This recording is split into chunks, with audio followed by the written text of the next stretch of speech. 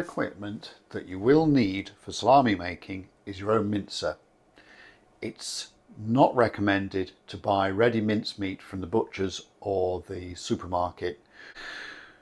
Where you get your mincer from is up to you, but my recommendation and where I started with was with a mixing machine.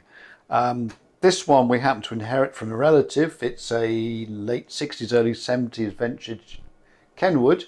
You can get them today. They're not as robustly built.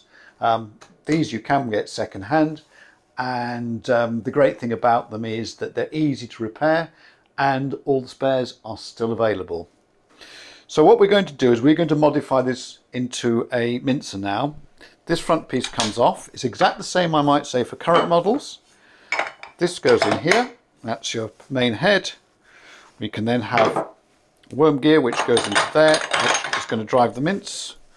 We have a cutting blade, goes in there, and the plate. So that cutting blade against that plate is going to create the mince, and the size of the hole defines how large or coarse your mince is going to be.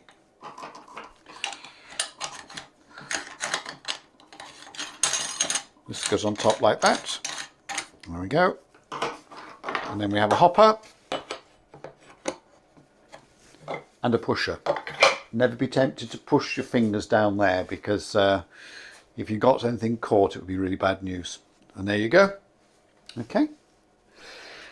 It can also be converted into a sausage stuffer. To do that, you remove this plate,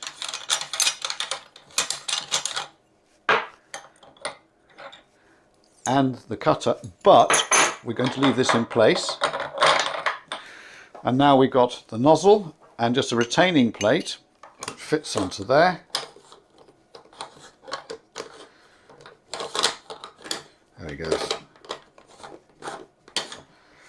So now when you run your mincer, mince goes in there and it's now going to be dried, and you can put a sausage casing on there. This is what I used in the early days when I was just learning, before I felt confident to spend a bit more money on some more dedicated equipment. Do use this mincer in a domestic environment, and you can just watch me for a moment mincing some beef, which is going to go into a meal this evening.